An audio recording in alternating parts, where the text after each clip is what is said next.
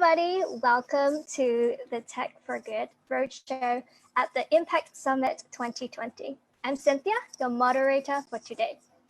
And we're here to showcase some of the really amazing young SDG entrepreneurs from the Youth Collab, an initiative co-led by the UNDP and City Foundation to economically empower the entrepreneurs in Asia Pacific.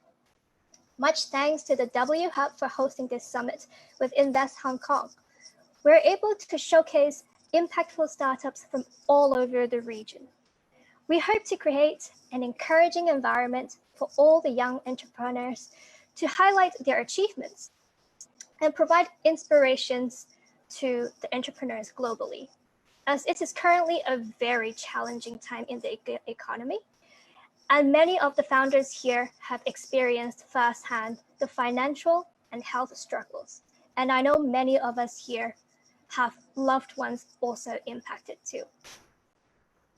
So we're delighted to have our lovely panel of investors and experts to join us. And this is going to make it a very engaging experience. They're going to be providing questions and their feedback. So thank you so much for lending us your expertise. And may I kindly invite the expert panels to briefly introduce yourselves, starting with Kun Mameaw, Diane, and Joe. All right. Hi, everyone. Thank you, Cynthia, for your warm introduction. And thank you for having me here. My name is Mameaw. I'm a director at 500 Startups Thailand, or better known as 500 TukTuks. We are the most active seed investor in the world and also the most global VC in the world also. And so far, in Thailand, we have 2 funds and we have invested in 70 companies. And I'm really excited to hear the pitches from everyone today, and yeah, looking forward to it. Thank you so much, Mameaw. Hi, Diane. Hi, everyone. Thanks for being here. We are so excited to have all of you here. So I'm Diane. I'm the COO of WHub, which is the organizers of Startup Impact Summit. I also have an engineering background and used to live in Cambodia, India, and work on the NGO side, social business side. So I'm really excited to hear all your pitches. Thank you, Diane. Hi, Joe. Hello, everyone. Very glad to meet you all. Which is very great that we have this virtually. I'm Joe, the Investor Relations Director at AngelHub. We are based in Hong Kong. We are actually help startup to fundraise through our regulated platform. So I wish you good luck today, and we are very grateful to have you sharing and share our comment to you as well. Thank you. Amazing. Thank you so much for the experts for joining us again. So today we have 9 social enterprises from 6 countries joining us, and they're all at different stages in their journey, though many of them are similar in a way that they're making the world a better place through technological solutions, but with a physical component. Actually, we have 2 days of pitching, so thank you so much again to WHub for organizing. And so each team will have 3 minutes to pitch, as Joe and the organizing team has mentioned. And I may gracefully interrupt if you're a bit over time. So when I interrupt, then we'll invite the judging panels to provide some question and also some feedback. And this is not a competition, as you're already all the winners, because you guys are the heroes on the front line, making a difference every day. So hope everyone will have a really fun time and learn something new. So are you guys ready? Without further ado, let me introduce you to our first startup, Robin from MyMizu in Japan. Thank you. Take us away.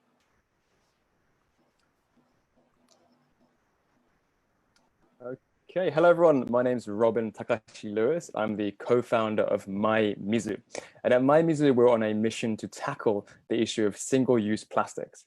So this is a plastic bottle in my hand. I think we've all seen these in many, many places. But did you know that in 1 minute around the globe, we use 1 million of these, and over 90% are not recycled. It's a huge environmental problem that we're not adequately addressing. So this video by Bloomberg Media shows what we do.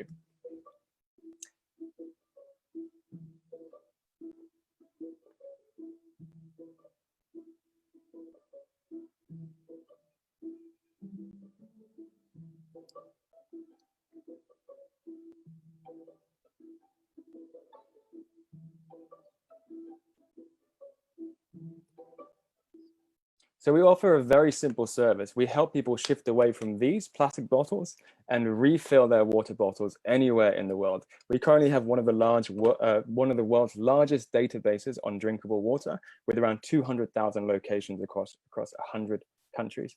It's not only public water sources, but also we partner with large brands like Hilton Hotels, Patagonia, Audi, where they're willing to give out free water to anyone who comes through their door. We've also introduced a tracking feature where every time you refill your bottle, you can track how many plastic bottles you've saved, your CO2 emissions, and other things that you've created by refilling instead of buying a plastic bottle. In terms of some of the key metrics that we've achieved, we've had over 30,000 downloads from 40 countries. We've saved over 15,000 bottles via our refill tracker, and we've held over 100 talks, workshops, and events for over 20,000 people in the past 8 months. This is us in the beginning. It's less than a year ago. We had $10,000 of savings, $0 of debt finance, $0 of investment. And within this short amount of time, we've managed to hit $200,000 of revenue with, of course, this current public health crisis. And we hope to radically increase our revenue going forward. So you might ask, how do you make money by giving out free water? That's a bit of a mystery, and we get asked all the time. We have 4 main revenue streams. One is we work with big corporates like Audi, like IKEA, renewable energies companies to do joint projects and joint marketing. Secondly, we work with local governments by providing our services and our consulting to help them reduce their plastic footprint. And we also have a product line of MyMizu merchandise that we sell both online and also via our partner stores. We're also currently developing an API service to provide water data to running apps, cycling apps, and all these other outdoor apps, because you need to stay hydrated if you're outdoors and if you're active.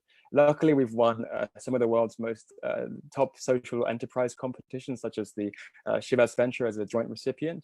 And we've also had media coverage from across 20 countries just in this 8 months alone.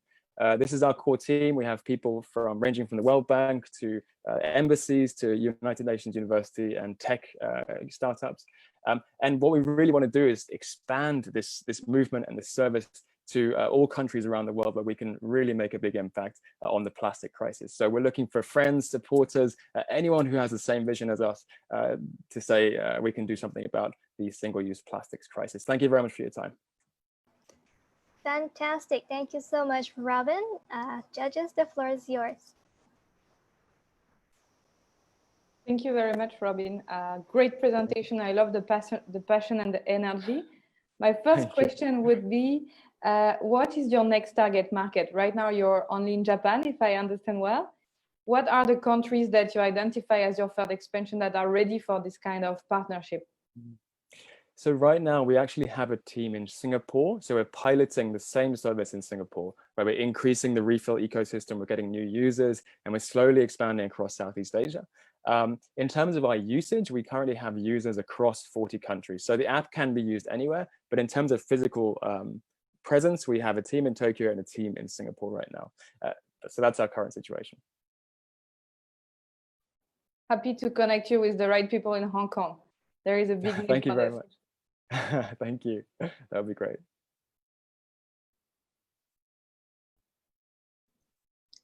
Hi, just out of curiosity, like how do you acquire partners so far? Like, you know, the business partner, you say we can refill the bottles in hotels and department stores, and do we have like contract, like how long will they be able to refill the water? Thank you for your question. So we have a relatively small team. Right now, we're 4 full-time employees. We have a few part-time and interns and volunteers and everything. So we don't actually go out and do sales. We very rarely do sales. Most of the new partners who join our network are just from seeing on social media, media coverage, and word of mouth as well. So that's, generally speaking, until now, in this first 8 months, has very much just been organic growth. But we just did a joint campaign with IKEA, the indoor lifestyle company, where we signed all of their stores across Japan on World Environment Day this year. So we're slowly picking up momentum and really trying to engage these businesses with multiple locations to try and get more, bigger refill ecosystem in a quicker way. And in terms of the period of time, we're basically very flexible. If there's something that happens and they want to stop, then that's completely fine with us. So we're very flexible in that sense.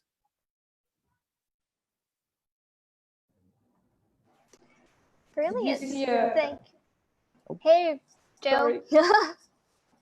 Did you see different traction during COVID? Did you see people looking out more sources of reducing plastic and more apps to switch their mindset?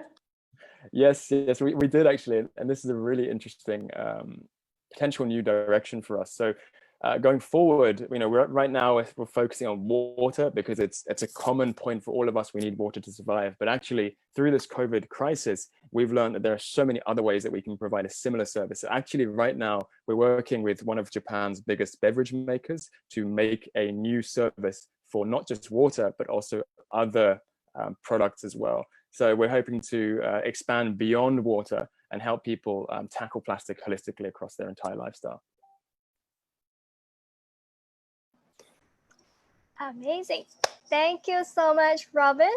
And thank you very much. Job. Thank you for having me. Thank you. Thank you. So next up, we would have Mohammed from SafeWheel joining us from Bangladesh. And a kind reminder to all of you, so when you're doing Q&A, you can unshare your screen so everybody can see your face. So thank you so much. Should I share my screen? Yes, please.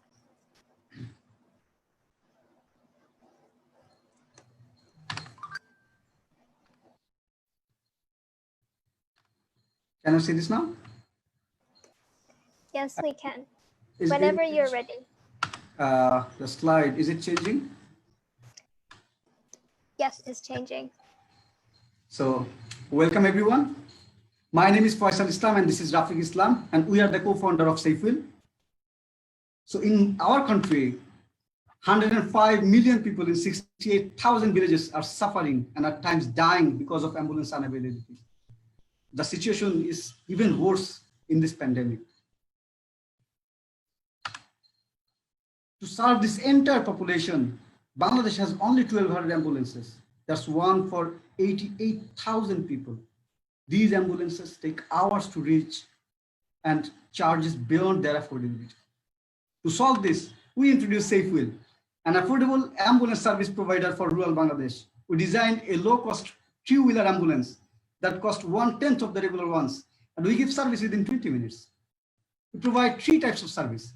Number 1 is regular ambulance transportation, where we take the patient to the hospital. Secondly, our paramedic provides doorstep medical service to the patient with minor injury who doesn't require visiting hospitals. And lastly, we also provide ambulance subscription package for the hospitals, where we transport patients home from the hospitals. And each month, one ambulance can generate revenue of 810 against the cost of 475. And it gives us break even within 11 months. And within the lifetime of 6 years, one ambulance generates the profit to buy 5 more. We are also developing a SafeWheel app, geolocation app, that will enable the fastest navigation to reach the patient. Also, within a tap, our service will be at patient's doorstep.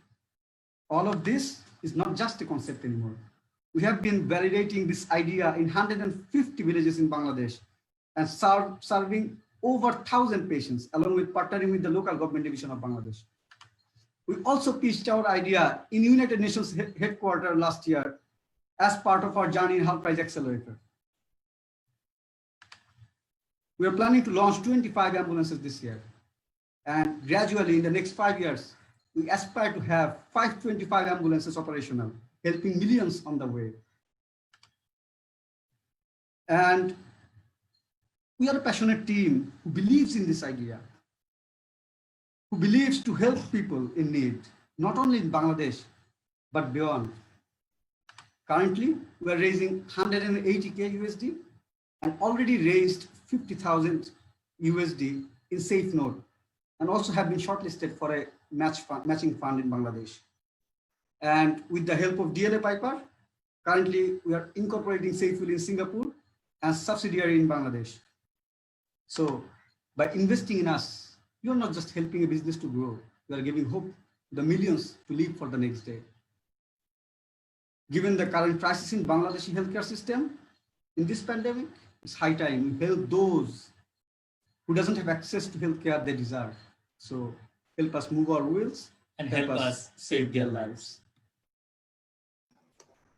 Amazing. Thank you so much. And the judges, the floor is yours. Thanks a lot. I feel very emotional. Your presentation was really amazing and we really want to be a part of it. I hope we can definitely help you raise this a part of your fundraising. First question I have is, what is your biggest challenges? Because I think even accessing the hospital, the quality of the healthcare, even though you arrive there with an ambulance, might not be as good as it should.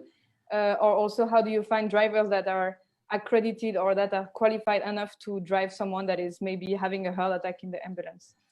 Amazing. So I'll answer your question in two parts. Number one is what's my biggest challenge for now is that is the entire infrastructure of the country, the healthcare infrastructure. I'm sure you have the knowledge regarding South Asian countries. The developing ones have a very poor infrastructure regarding healthcare. We are a part of this system, so this is a great challenge for us. Hospitals are sometimes not even equipped, let alone private companies like us. But regarding the safety, these people, without our service, the one you said, it might look very weak. But now these people are using very, very weak, not even ambulance, not even an engine car. They are using like TukTuks you see in Thailand. No engine, just human pulling the patient. So comparing to this, what we have now is way beyond that they used to have before. The second part of your question was, how do we train and how do we make sure that paramedic is trained? So we train this driver with a 6-month-long training program from nursing institution as a paramedic. And I'm very happy to hear to share with you that just last week, I had chat with Dr. Ian. He served WHO emergency department for 4 years as the head of the department. And he is very willing to help us train these paramedic on a pro bono basis. So I think when WHO professionals, ex-professionals with us, we don't have to worry about the qualifications of the paramedic. Hello, thank you so much for your presentation. I think it's a really awesome thing that you invented. I have a few questions. Like you mentioned about the application, but I think I missed a little bit. Like how does it work between the ambulance and the application? Are you using it to call in ambulance, or like what does it do? Yeah. So this is basically everyone says it's Uber for this, Uber for this. So yeah, let's go in that way. So this is an Uber-like ambulance. The difference is the ambulance is owned by the SafeWheel. So you get only SafeWheel ambulance by this app. So you live in a village, you just tap one tap app. So you just tap one and we know where you are and you need an ambulance and we send you the nearest SafeWheel ambulance. And one of the main reasons we're bringing this is because we need to reach the patient in the fastest possible way. And the navigation helps us do that. Is it going to be like better if they make a phone call, because sometimes the internet connection doesn't work well, or what if it's in the case like that? Definitely, we are not limiting that from that. So they are of course having the access to phone number, to app, So our chance is to make sure the patient can reach us in any way. Anywhere. Okay, thank you. So my last one would be for the questions would be, I'm wondering, like, because I see that you will charge a certain amount for when they use the service. What if, because it's like emergency service at the, for that, I'm wondering if you have like emergency fund, what if the people can't pay? Like, is there a method to help with that? Amazing, and that's when I'm pretty sure in this life, people, not just investor from, but a lot of other philanthropic organizations or corporate organizations are also listening to. And that's where our proposition comes in. So we have this cross-subsidy patient. Let's say this XYZ number of patient, they cannot pay for the service. And then these corporation or these powerful or these wealthy individuals, they give us money. We have this separated fund. So we pay for their service from this. Our business is running, they're getting the service for free. And that's how we manage it. Brilliant. Thank you so much, SafeWheel. It is an awesome initiative and all the best. And next up, great job. And next up, we have Rayasat, sorry, from Shuttle, also from Bangladesh. Welcome. Hi.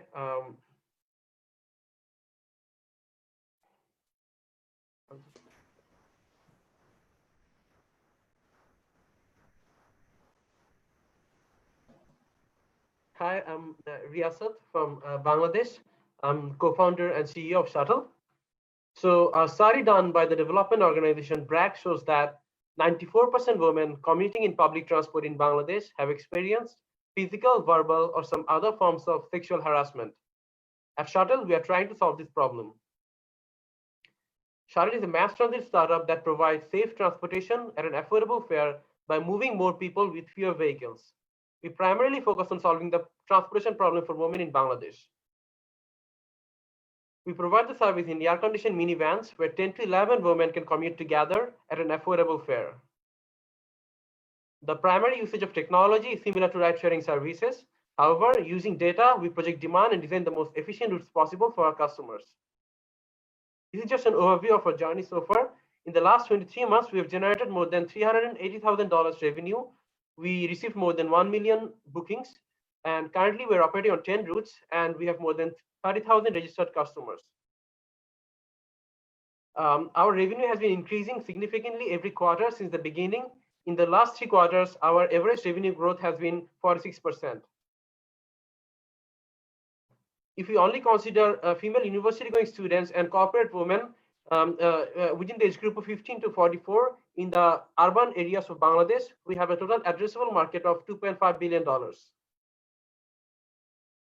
So just to give you an idea of where we stand in terms of price, the fare of Shuttle is less than 1/4 of Uber cars and less than half of ride-sharing bikes.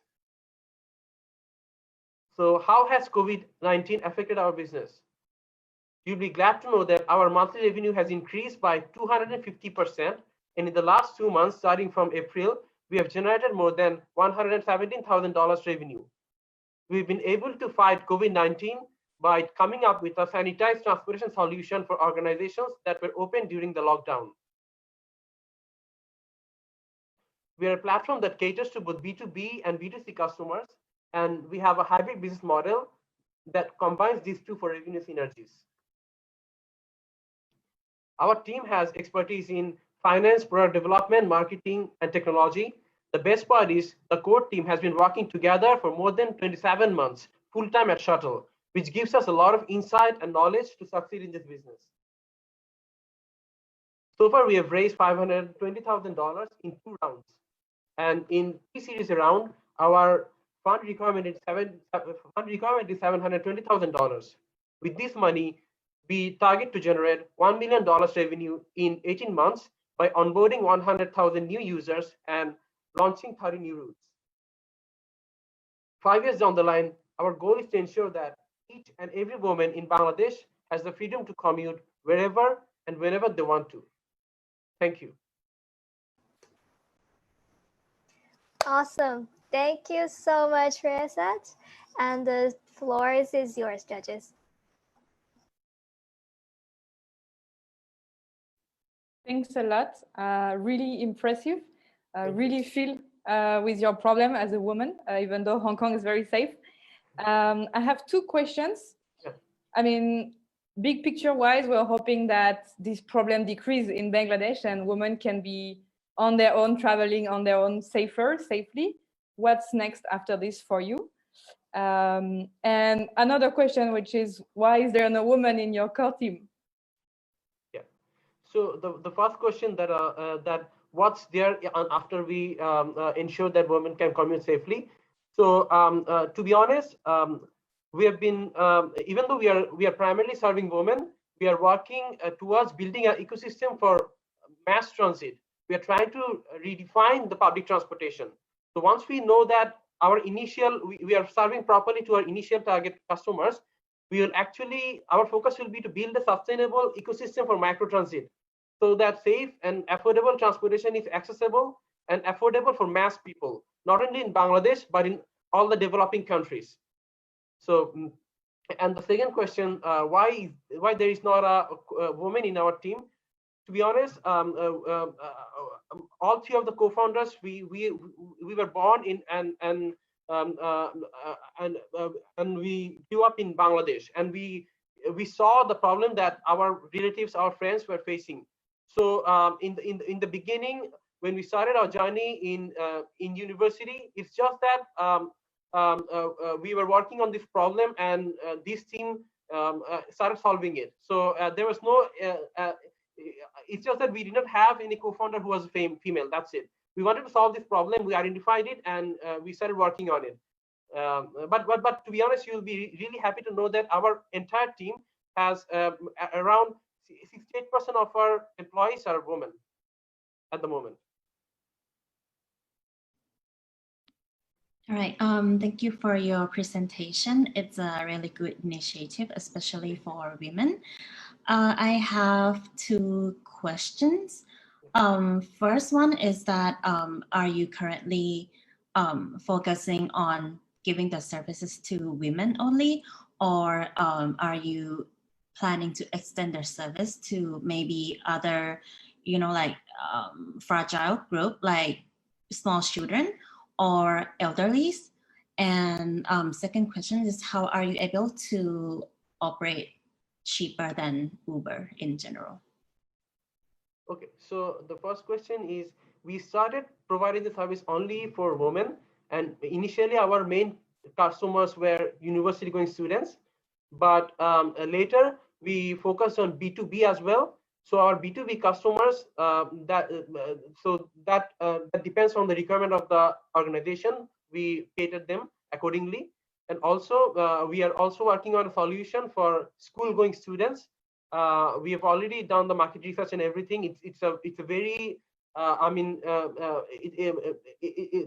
there is a huge demand for it, but we haven't launched it. We have been working on our initial product for the last few months, but right after COVID, we do plan on launching the service very soon.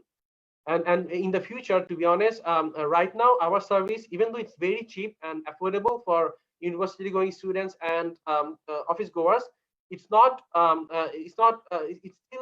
not cheap for women who are like low wage earner workers.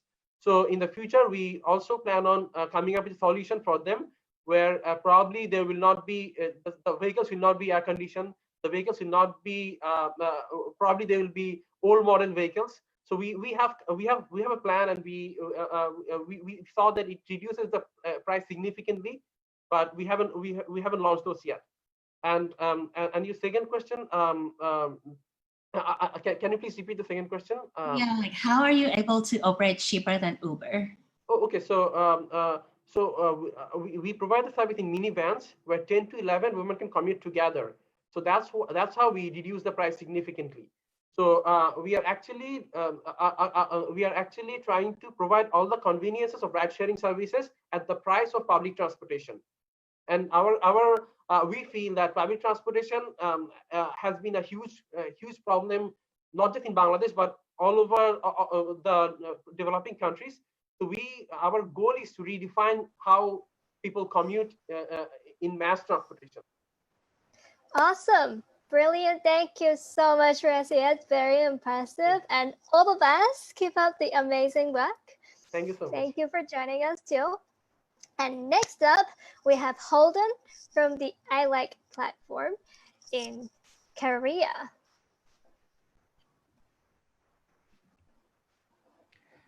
Hey, Holden. Hello, everyone. My name is Holden Kim, and I'm a CEO of LabSD. LabSD is a social enterprise established to provide the solutions for global health programs or projects, improving their effectiveness and efficiency in resource-limited conditions. And our team members have 10 years of a background in global eye health. And why are you focusing on eye health? Because there are 253 million people who are either blinded or visually impaired. And because 90% of the blindness causing eye disease are chronic, it can be prevented by just one-time intervention of screening and treatment. But in conditions like low and middle income countries, there are scarce of medical infrastructure, and health human resources. 89% of the blind people or visually impaired people live in low and middle income countries. By providing early detection, we can prevent 75% of the blindness.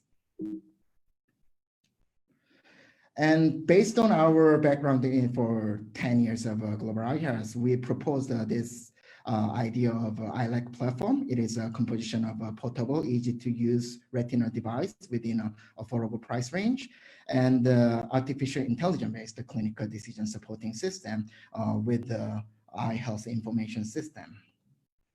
Last year, we completed the development of the digital ophthalmoscope. We kept the price as 1/5 of the conventional fundus camera at the tertiary hospitals. And we could do it because we transformed all the functions of the the digital fundus camera to the smartphone. And we are using the upcycled smartphones that are provided by Samsung Galaxy upcycling program. Basically, what we are picturing together is the smartphones that could be environmentally harmful. We collect them and we use them on the EYELIKE platform so we can promote the eye health of the people in resource limited conditions. This is a sample image. And because there are a limited number of health human resources who can diagnose the diseases, we are trying to build the AI-based clinical decision supporting system.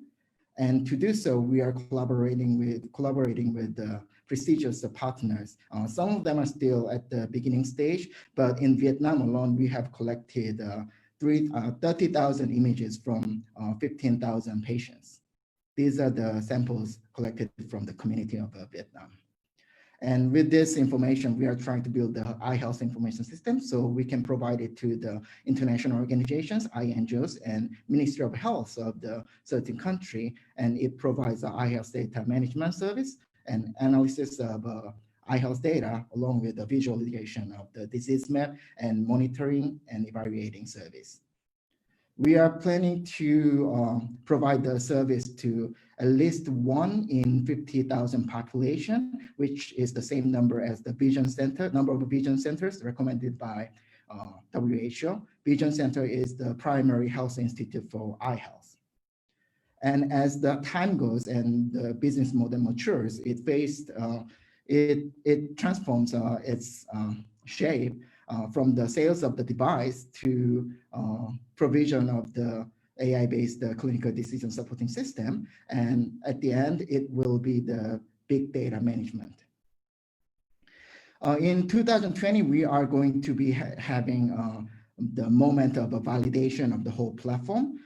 We are providing 1,000 devices in collaboration with the IAPB, International Agency for the Prevention of Blindness, and Samsung Electronics. And it will be expanding as we hope to provide the service to 1 in 50,000 population.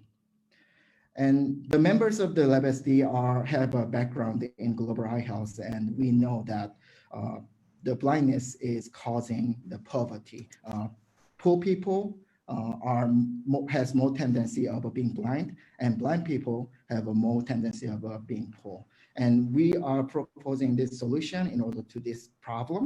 And we believe that we can do it with our business model and IoT platform. Thank you very much. Thank you so much, Holden. And the judges, the floor is yours. Hello, thank you for your presentation. I always wonder, like, I see some of the pilot and partnerships that you have been trying to do, but I'm always wonder, like, what is the go-to-market strategy and how quick and how fast you are going to penetrate the market? Well, at this moment, first of all, we value the result of the impact evaluation. We want to know what kind of impact we can make in the community. So that's why we are having this moment of validation in 2020 in collaboration with prestigious organizations under the umbrella of International Agency for the Prevention of Blindness. And after having the result, I believe like those organizations who are dedicated to global eye health are going to be convinced to use our platform, because the blindness caused by retinal diseases the number is growing at the moment, and it is like becoming the public health problem. So there is a problem, and at this moment it is unsolvable, but we are providing solution that can solve this problem. Okay, thank you. Thank you very much.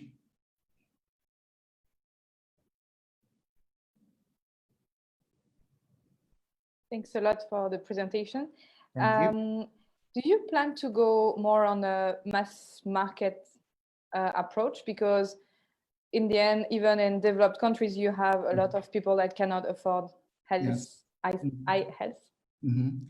Okay, we started out as the company that helps the people in the marginalized areas, but this solution can also be applied to more of a developed environment as well. For instance, in Korea, we have diabetes retinopathy, which is the #1 cause of blindness in Korea. And the reason that we have like a so high prevalence of disease is that those people who are diagnosed with the diabetes, the tendency of them visiting the ophthalmologist is very low. It's 33.6%. It is like if the patient is the percentage of the person who at least like once visit the ophthalmologist clinic and take their fundus picture taken. And Korea is not even the resource limited like a country. We have like a really high access to health services. And the reason that people are not visiting is it just is another step. It costs like a little more, and maybe like people can blame you for not taking care of your diabetes, for having the diabetic retinopathy, and that sort of reasons. Like there are a lot of reasons that people do not go to ophthalmologists. So what we are trying to do is providing the platform to the clinics like family medicine or internal medicine, because those are the clinics, or even health centers in the community, because those are the clinics that diabetic patients visit to get the medicine for their diabetes. So they have a regular visits. So when they visit, those doctors in the community health center or internal medicine or family medicine can give a simple exam showing them, indicating the patient that he or she has to visit the ophthalmologist office, preventing the blindness. Brilliant. Thank you so much, Holden, and good job. Carry on to all the ventures that you're working on. And next up, we have Life Origin from Malaysia. Welcome, Chan. Hi, let me get my screen shared. Okay.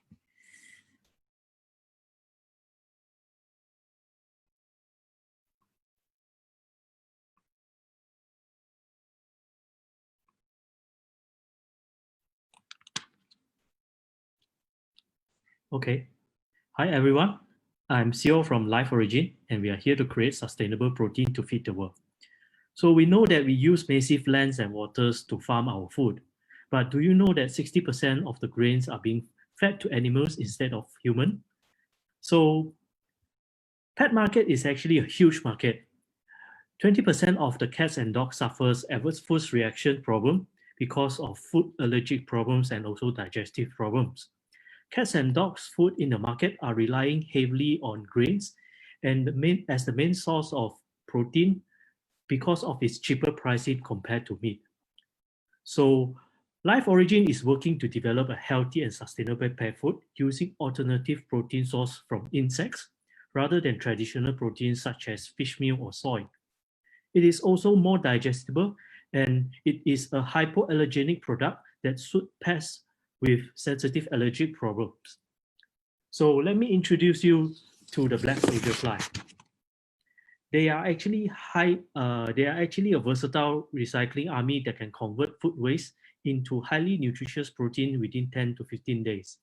So they have excellent nutrition profile and they are highly resistant to disease and they are non-invasive species. So in Life Origin, we fed the flies using the traceable pre-consumer waste such as coconut waste that we can find in Malaysia, coffee ground or soya waste to the larvae, and we generate 3 products: the larvae, the pupa, and the organic fertilizers. The larvae was being used as animal feed for livestock, pets, animals in the zoos, and also fishes as well. The pupa can be used as feeds for the bird nest farmers in Malaysia, and the organic fertilizers for nursery and landscaping plantations for soil improvement and plants growth. So in future, we are looking forward that the larvae can be used to extract protein powder and also possible dairy substitute products for human consumption. And also, we can also extract elements for pharmaceutical use as well. So this farming is actually a closed loop zero waste process that generates zero waste. So in Life Origin, we set up our farming system in a modular and vertical setup for scalability, for easy scalability, and everything is done fully indoor. We use the collected pre-consumer waste and formulate it into a special feed composition to feed to the larvae. And of course, all the waste is traceable. It's actually traceable because we collected it from directly from the industrial players. So we are also incorporating smart farming and also IoT implementation system into our system for data and analytics to improve our process. And also we will have a more traceability that will give us a more quality assurance to our product. So compared to our competitors, Life Origin larvae are actually having more stable nutrients and we are using traceable food waste, and everything is done hygienically breeding and also is processed hygienically, and everything is continuously done using doing lab tests. So during COVID period, we actually have a surge of our revenues because everything changed online and we do sell our products online as well. So in 2020, we will be focusing on marketing our live larvae continuously to the existing market that we are addressing now, which is the reptiles and small animals market.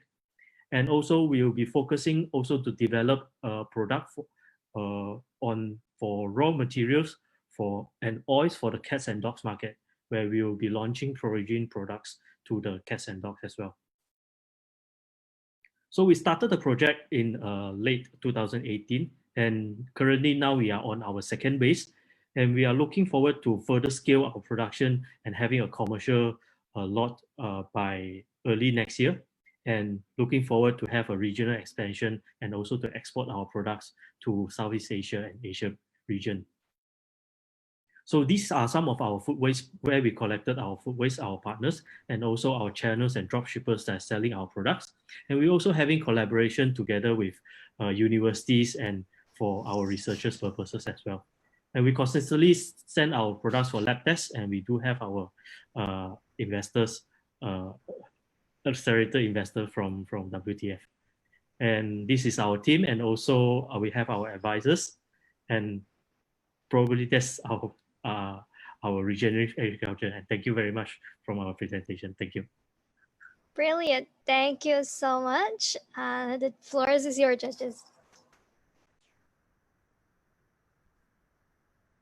Thanks a lot. Really interesting, and we could read a lot and learn a lot about plant-based protein during this COVID time. I was all over the news.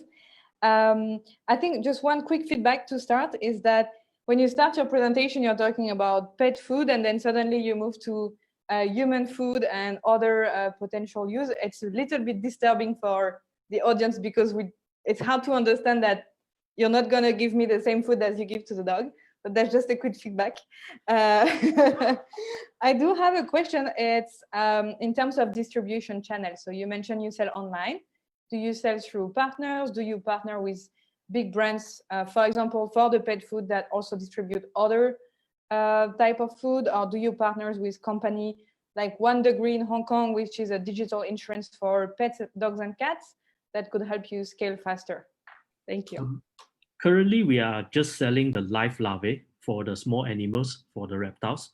And of course, we are slowly changing our course to B2B as well, where we will actually have our larvae defatted meal and also the oil supplied to business, pets and dogs millers, kibbles millers, slowly moving from a B2C to a B2B business.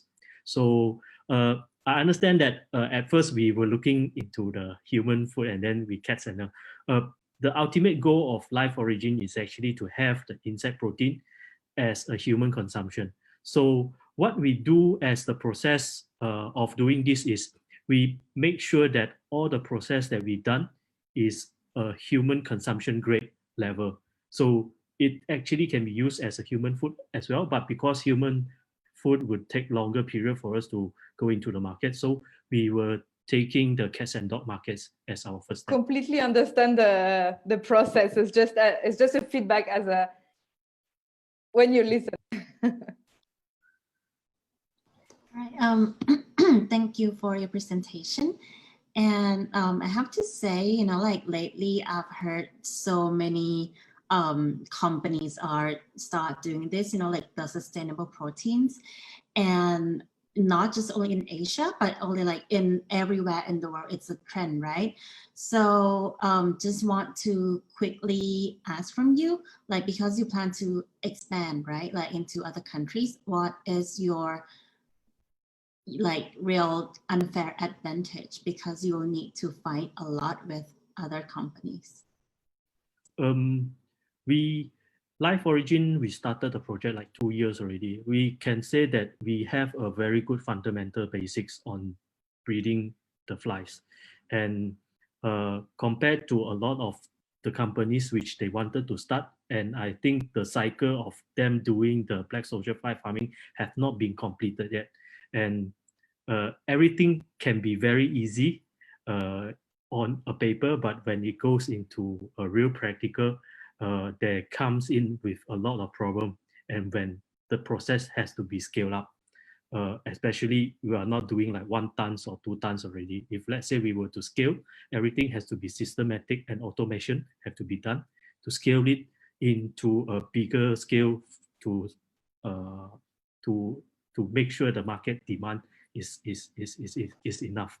So with our Life Origin, with the IoT sensors and also processors SOP that we have been implemented, we are sure that now we are on the stage to scale to a further level compared to others. Awesome. Thank you so much. And it is quite an interesting area for us to explore as well. Really, really interested to knowing more about it in a couple of months' time too. Keep us posted. Okay, So next up, thank you so much. Next up, we have Divya from SilveryNanos, coming all the way from India. Hello, everyone. This is Divya, founder of SilveryNanos.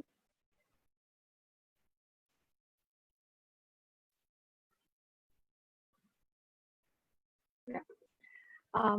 So cleaning toilet every day is such a big problem. But if you get clean, hygienic, infectionless, odorless, environmental friendly water-saving toilets without cleaning it, such a great solution. So SilveryNanos brings this solution to you. It's a spray which you apply once in the toilet. It will create a thin film on the toilet, which will sustain for 1 month, giving infectionless and easy cleaning toilet for 1 month. So my name is Diva, and I'm the founder of SilveryNanos. I myself have suffered from UTI, that is urinary tract infection, in 2014, and hence I got this idea of making a film which has to be there on the toilet where all the public places can be saved from the infection. So every year, 150 million people in the world suffer from urinary tract infection, especially women, and which is the leading cause of bladder cancer.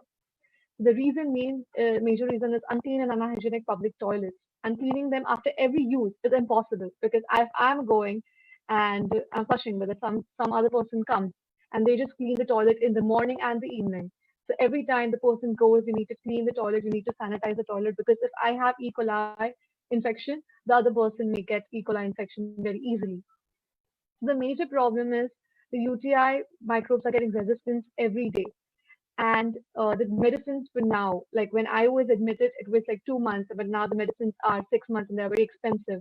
And plus the problems which are faced by women, pregnant women, elderly women going to the public toilets in India, especially, is like worse because I have always stopped my pee and I cannot go to the public toilet. And I myself suffered from UTI because of the public toilet in the college.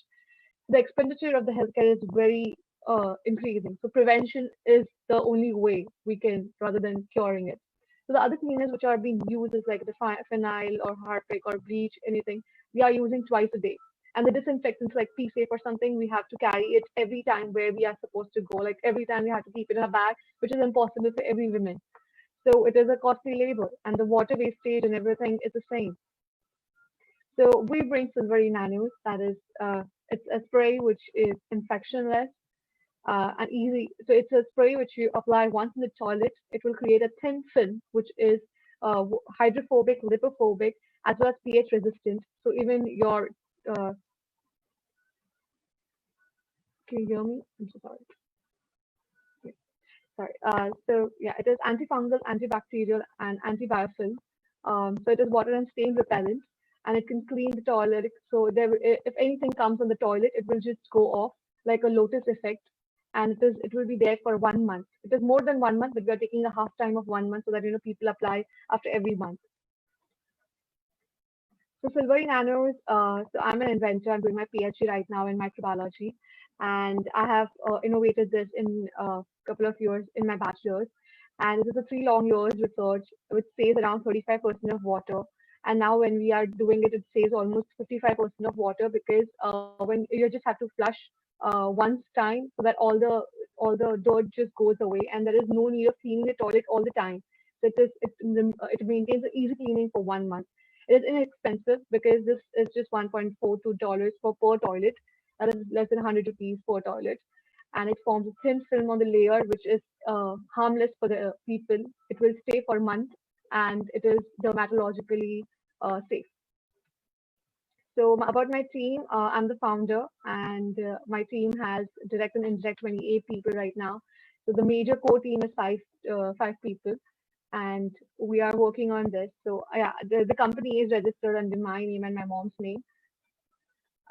So we have been certified from NABL, Chemotest, Equinox Labs, with all the microbiological certifications have been done. And I had won a lot of competitions from my college, from my Chancellor's Challenge. I was also invited in Singapore. I have won UK Go Global India program, IIT Bombay, and one of the finalists of UNDP. So we have our distributors. We have 7 distributors right now in India, and we have signed one Dubai agreement, distributorship agreement. We are in talks with the Harpic team, which is Reckitt and Minkaiser. So they have approached us on 26 December last 2019. So we are in talks with them. So the market size, what we are looking is right now B2B, which is the public toilet majorly, and we are going to shift to B2C. So our major customers is right now B2B, and we have right now the capacity of 7,000 per month. And these bottles right now I'm selling currently in the COVID time, because it is not only for the toilets, but also you can apply on the surfaces, which is like doorknobs and all. So we have a good revenue. So these are the other uses of the toilets where you can apply it anywhere where you need to make it infectionless.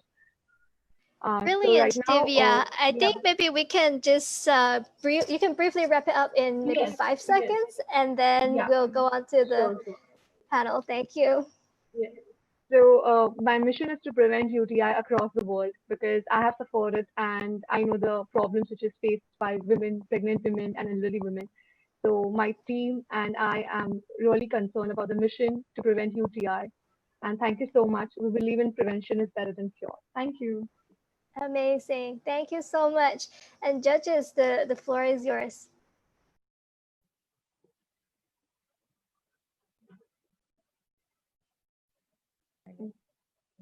Hi, Divya. Thank you very much. Really interesting to hear that such an invention is now invented.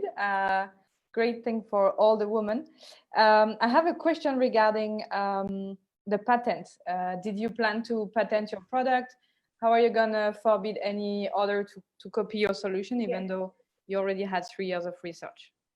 Yeah, so we have given Indian patent right now for the provisional patent, which is like 1.5 years. And then after that, I think after this 1.5 years, they have like complete patent filing. So I am in that particular process right now. So I have registered my company and I've started selling this, and I've also patented the provisional patent right now. I've kept half as a trade secret, the nanotechnology part, so that no one copies it. Yeah, so it's half patented, half trade secret. Hello. Thank you for presentation. It's a really great product and it really fits, the world these days. Just a question from me about like how much is like the margin that you sell per can, and like how much do you have to sell in order to be sustainable? I mean, your company, So right now I'm selling around 1,500 to 2,000 bottles per month, and I'm keeping a margin of around 40 to 50%, so that my break even and the research and everything, my lab and everything is sustainable. And I'm getting grants from Indian government right now, which is like not big, but yeah, a small grant. So yes, we are doing a sustainable break even. We have crossed our break even, so now we are in profit. Brilliant. Thank you so much, Divya. A really impressive job. I would also like to get my hands on one of those cans as well when I travel. Yes, thank you. Thank you so much. Awesome. And next up, we have Amit from InfyU Labs, also from India. Yeah. Hi everyone. This is Amit and Ankit. We are the founders of InfyU Labs. Let me just share my screen and okay, well, let's go ahead.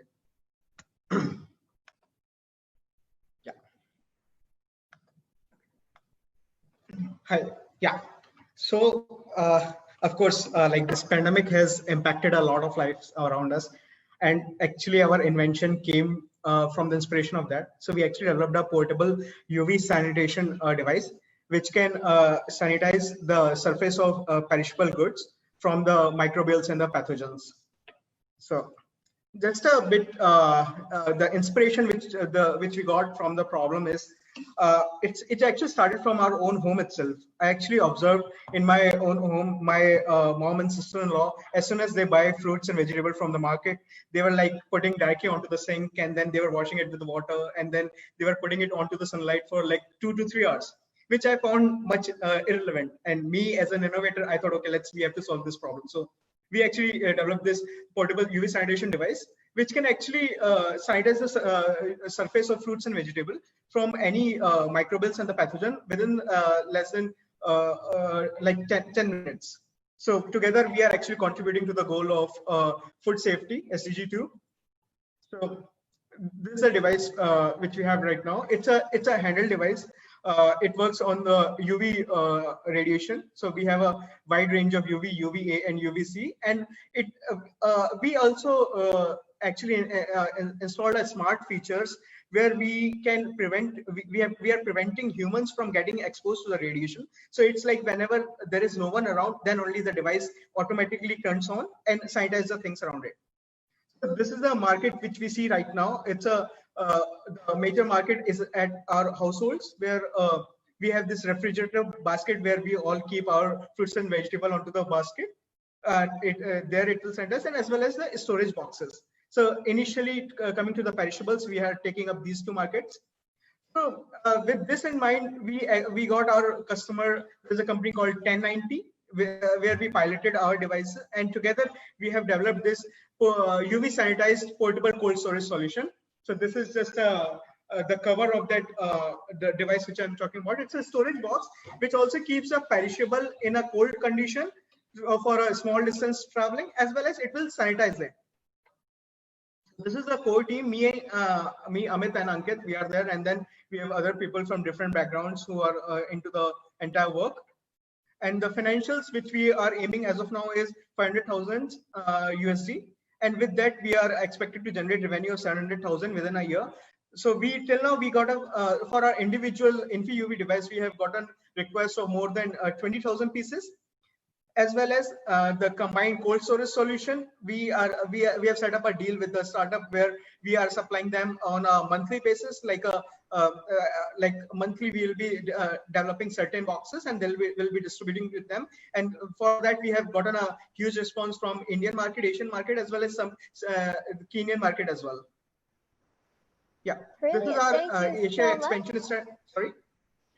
Thank you so much. Would you like to wrap it up in about 5 seconds? Yeah, sure. Yeah, this is our Asian expansion strategy. So we'll be looking for distribution networks and as well as partner network. Thank you. Awesome. Thank you so much, Amit and team. The floor is yours, judges. Thank you. Thank you for the presentation. My first question would be, this is out of curiosity, like for when we say centralization, do we like, to what extent to it? Like, do we just grab it, will be fresh to eat, or what extra procedure before we can handle the food? Yeah, so thanks for the question, first of all. So see, right now our fruit and vegetables goes through different processes. And as we know, a lot of these virus and microbials go through touch transmission. So whatever microbials are present at the surface of the fruit, within less than 10 minutes, it will sanitize that properly. So UV sanitation is a proven technique to sanitize any kind of things from microbials. And recently we came across the study by Cornell University where they have claimed that there is a probability of more than 90% that UV sanitation can actually kill coronavirus. So that's why we see this innovation has a larger scope in a coming future. Thank you. I see. I'm not sure if you've mentioned, but do you have like any, like certification or like the lab results of the device? Yeah. So we have like 2 certificates as of now. One is called the safety certificate, like if let's say we turn on if human is getting impacted or not, and the second one is how much it's actually working, the trustability of the device. Both of them we have gotten from the Indian government.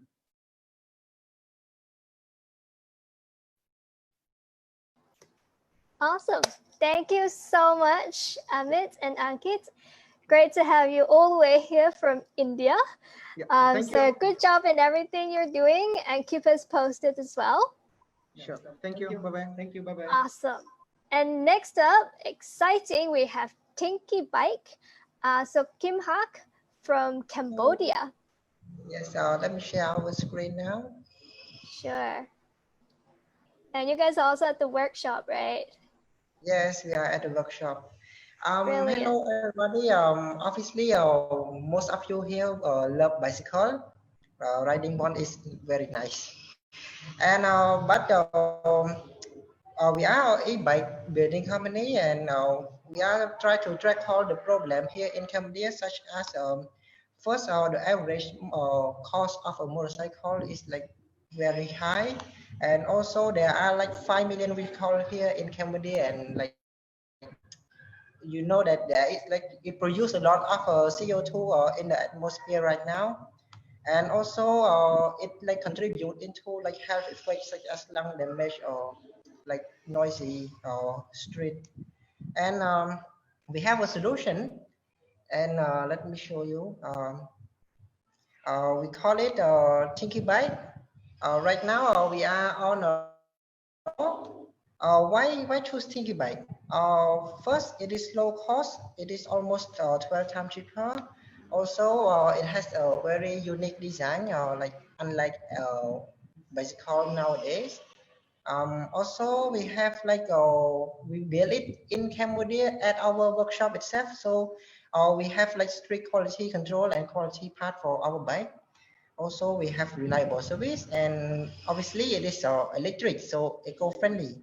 Let me tell you the story. It all started with an electric skateboard. We built an electric skateboard, and then two of us think that we should build a bike, and we joined Smart Spark, and we build the bike in like our friend workshop first, since we don't have our workshop. Right now we have one, and here it is the first prototype. And also we join an exhibition also, and so far people like love our bike. They give like reviews and like suggestion. And also our video went viral also from Impact Hub. And our future roadmap, we plan to finish the workshop for production of Tinky, which is we almost finished now. And by this year, we going to open market in Phnom Penh or Cambodia, which is we currently sold 3 bikes. And also, by 2021, we want to produce more bike, and we gonna put it for rent in Siem Reap of the tourist center, and also Phnom Penh and the whole Cambodia if possible. And also we gonna expand market to Asia in 2023. And this is our team, and this is our mentor and advisors. And Tinky is for cool rider, not for grandma, except you are cool grandma. And contact us and pre-order for now in Cambodia at gotinky.com. Thank you. Amazing. Thank you so much, Kim Ka. The floor is yours, judges. Thanks a lot. Amazing when you say your video went viral. I actually saw it and shared it on my LinkedIn. So I guess it's now known all over the world. I have a first question, which is, how much does it cost? Because when you say a motorbike are very expensive, how much is the cost of Tinky? And how do you charge it? Because even on the video, you don't really realize, do you take the battery home and do you charge it home? And then is the electricity that cheap in Cambodia, or how do you see it? Tinky bike currently starting price from 580, and we have 2 models, 580 and 880. And how to charge it? Tinky, like you don't have to bring the bicycle to your bedroom when you charge, because the battery is removable, and you can charge anywhere at school, workplace, and like restaurant or cafe or anywhere there is like plug on the wall. Tinky is able to charge like smartphone. I think that's one of your great advantages that you should highlight in your presentation. Because if you have an electric car, you cannot bring your battery inside the restaurant while you're eating. Definitely push this on your slides. Yes. So it looks really cute, and you know, like want to try that. But one problem is, you know, like when you are building a product, it often categorized as nice to have. How do you make it like sustainable? You know, like maybe in 5 years, do I still want to use a Tinky bike? Like, what is your grand vision in your business? Okay, could you say it again? We didn't catch it. Oh, okay, sorry. A lot of businesses, especially the products, they cannot last more than, let's say, 5 years because the customers got bored, and it's because like it's just nice to have, not have to have. So my question is, how do you make sure in 5 years or in 10 years, you still can get the customers to use the Tinky bike? and what is your, grand vision of your business? Yes, thank you. Because like Tinky bag is like cool to own, and we also have like many upgrades along the way. We are like improving our Tinky bag every single day. Like customer suggestion, we will improve it. We will making new models, and we also like having promotion and like something that point saving, such as when they ride Tinky for like 1,000 kilometers or 2,000, they can exchange for price or gift, something like that. Amazing. Thank you so much. One more for question, if I still have time. Yes. Okay, thank you, Cynthia. I mean, in Cambodia, it's really unsafe to ride bicycle, especially in Phnom Penh, and motorbike are still very expensive. How much do you value the market just in Phnom Penh? How many people would be able to afford and in need of Tinky? Thank you. We Tinky bike is like very affordable to like comparing to like current motorcycle, and also you mentioned like unsafe for bicycle because there is no bicycle lane. But Tinky can go up to 45 kilometers, so it's like it can be faster than some small motorcycle actually. Very awesome. Yeah, so if anyone hasn't seen the video, I highly encourage everyone to go and see the video. It's very interesting. You'll know why it is viral, because it's very engaging and very interesting. Thank you so much, Kim Hak. And next up, and the last and not least, we have Shirley from Smart Farm Assistance, also in Cambodia. Hello, Shirley. Hello, wait a bit. So I'm going to share my screen.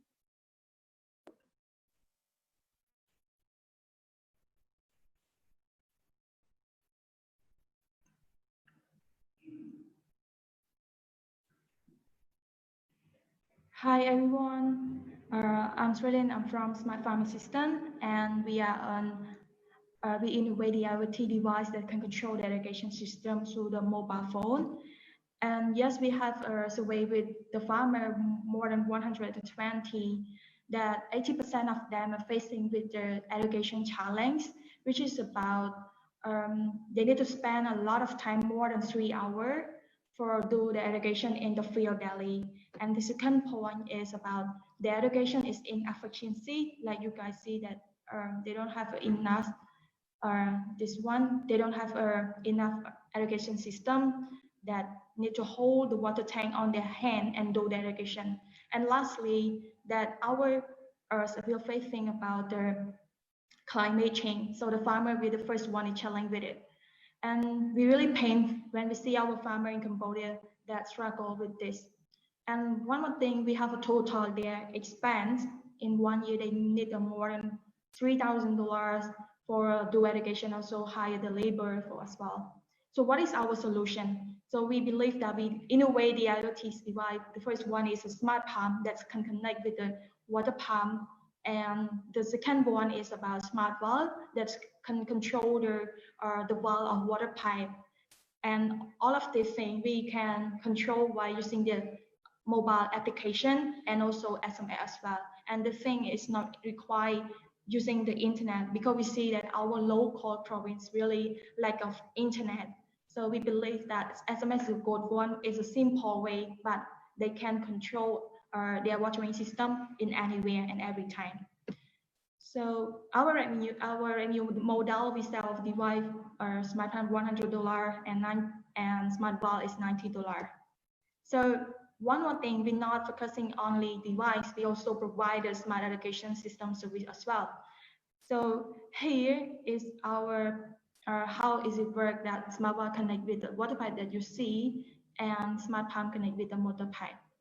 And yes, the value proposition we deliver to the farmer, the first one is really important to save the time because they are do a traditional farming.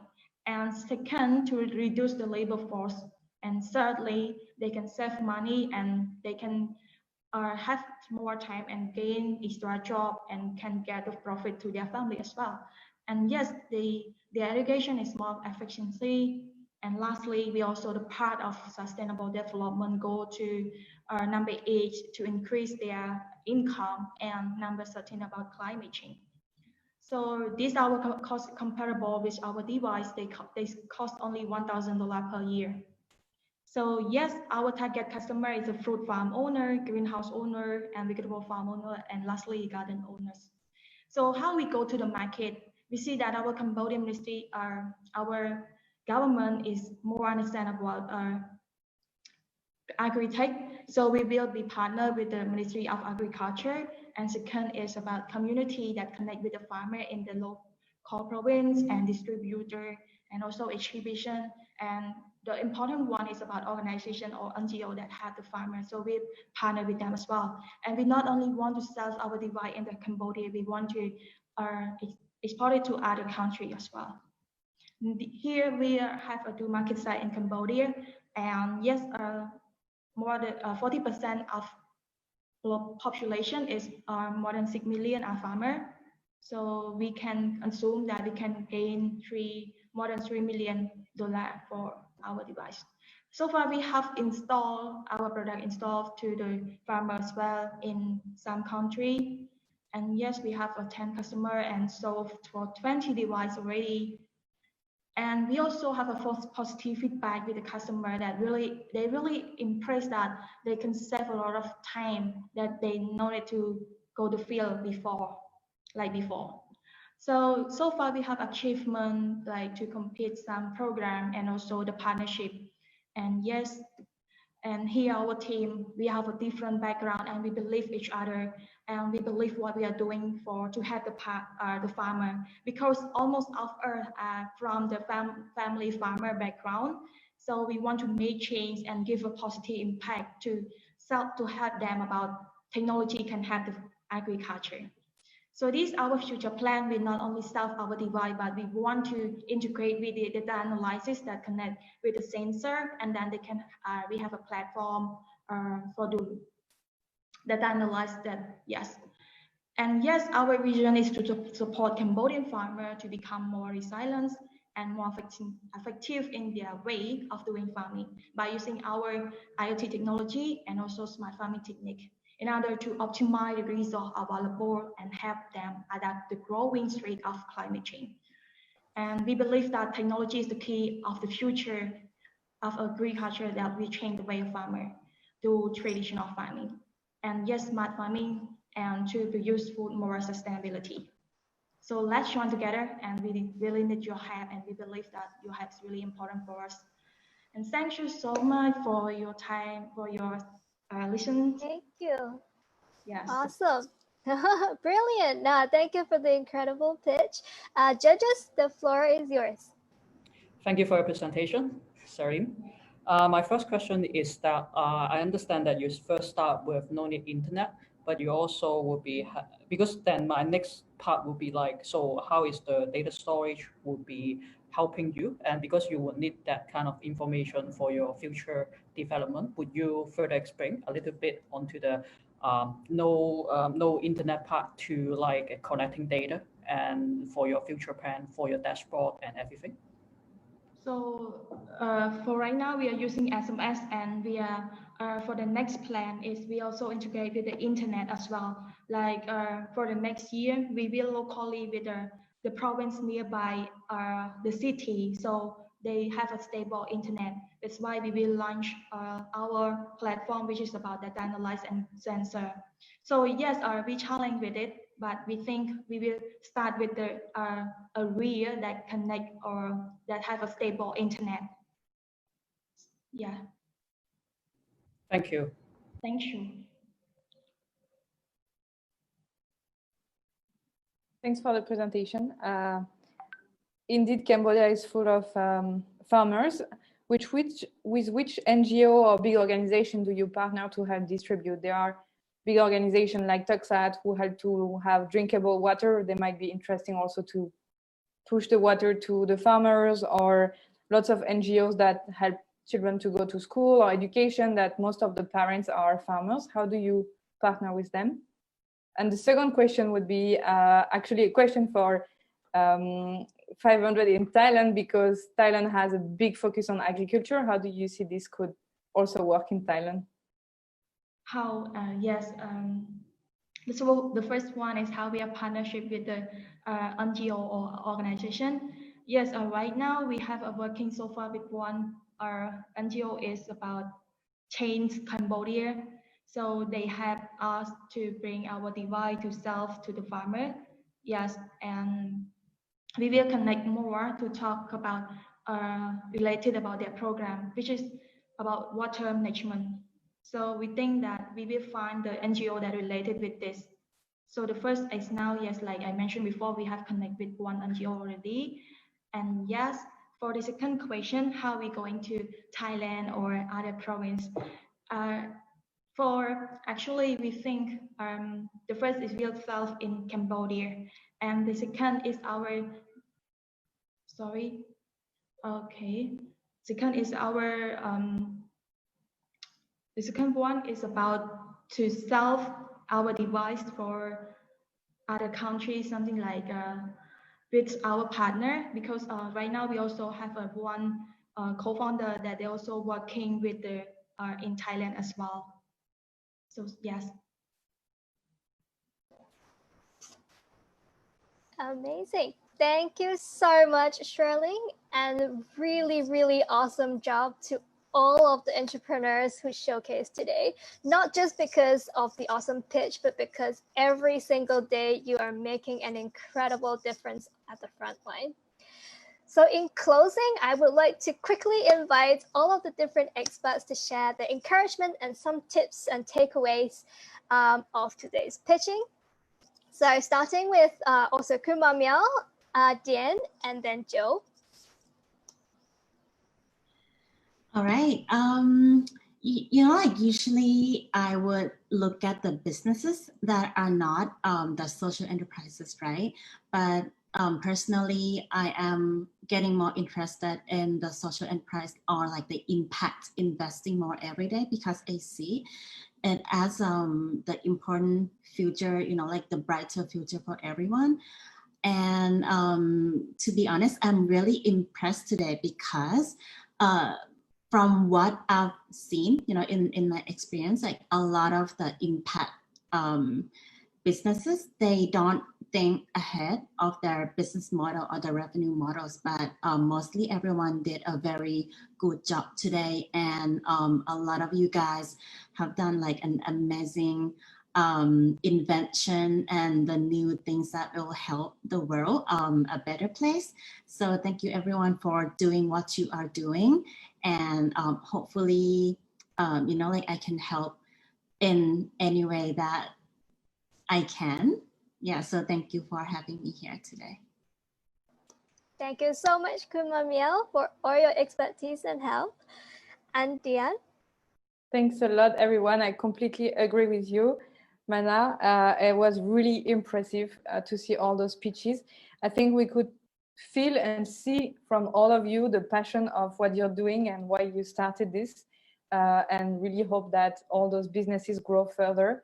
Was really impressed by the impact that you're making, but also how you're showing it, because I mean, even though there could be even more data to prove the impact, you have the vision of showing that impact and starting to measure it, and this is very impressive.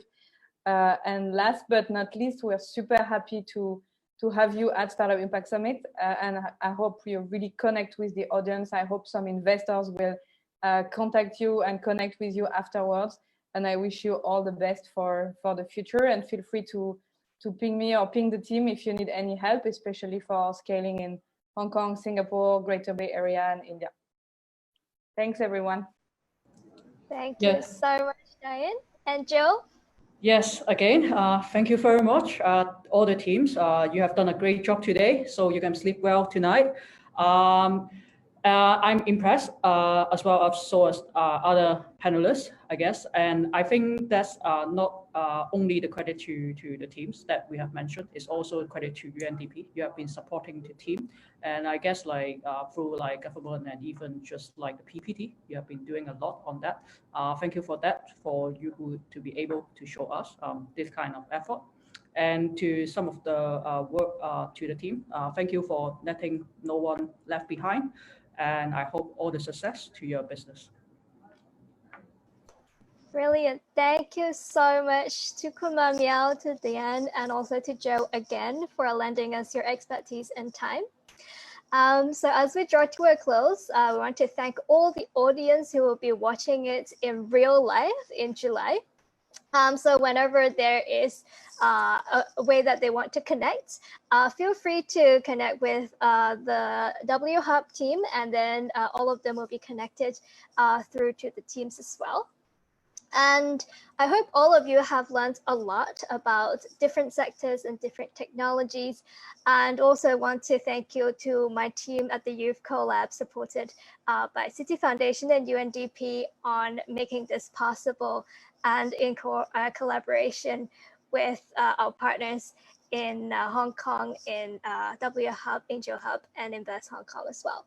So hope everyone has learned something new, and please send us a message if you're interested in anything that we're doing, any of the things that the startups are doing, and enjoy the rest of the summit. Bye.